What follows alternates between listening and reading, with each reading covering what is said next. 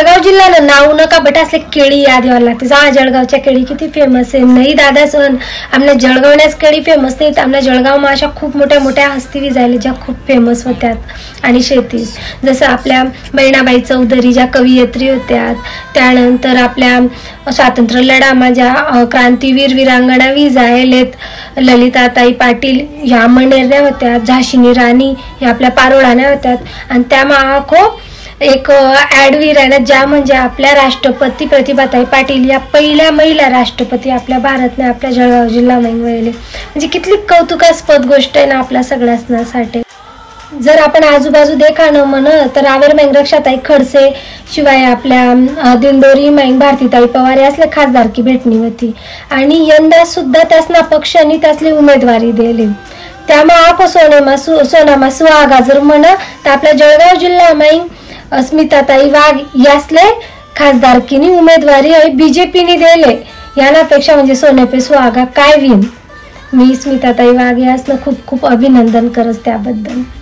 आपला पंतप्रधान नरेंद्र मोदी यासने 33% महिलांना आरक्षण देवानं घोषित केलेले. ते 2029 पर्यंत येईन. पण त्यांना पहिले आपल्या उत्तर महाराष्ट्रामध्ये बीजेपीने 6 पैकी 4 मतदारसंघांना जसं जळगाव आहे, नंदुरबार आहे, दिंडोरी आहे, रावेर आहे या महिला उमेदवार 4 दिनात. यापेक्षा मोठी बात काय विन. महाराष्ट्रामध्ये सावित्रीबाई फुले याचं नाव काले गणकच पक्षच राजकारण कर.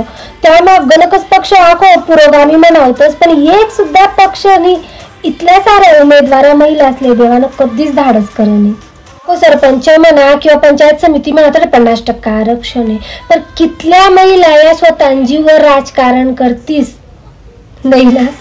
त्या फक्त सह्या कराले रबना शिक्का ठोकाले राहते. साधे तिसले नीट भाषण सुद्धा करता येत नाही. बाकीनं जे समाय नाही ते त्याचा नवराच समायस. मग काय काम ना असं काय बोलीन माणूस. जे आपल्या जळगावना महिला उमेदवार शेतीस त्या उच्च शिक्षित शेतीस त्या विद्यार्थी चळवळण्या कार्यकर्त्या होत्या. झेडपीच्या पहिला महिला अध्यक्ष होत्या.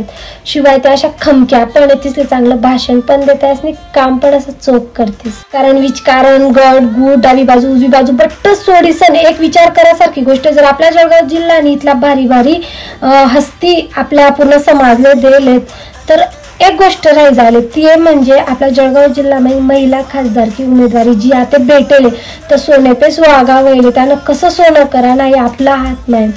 जर एखादी बाईनं नवरा मरिगा ती ढासळी जास 1-2 वर्ष लागतातच उठी संबट आले. पण तसं मग आपल्या स्मिताताई वाघ यासनी स्वतःला कसं मजबूत ठेवा आणि पुढे पण कार्यरत राहण्यात हा खरंच शिकासारखं. तुम्ही देखील मला निकिताताईंनी पदर कसा लिदा. मी त्यासना व्हिडिओ देखा तसा फोटो देख आणि मी नंतर नोटीस कर की एवढी मोठी व्यक्ती कार्यरत सगळीकडे डोक्यावर पदर आलू दिसते.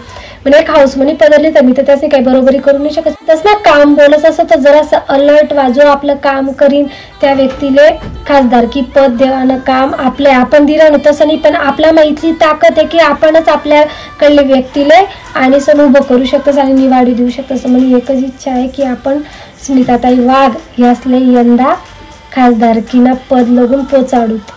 जय खानदेश.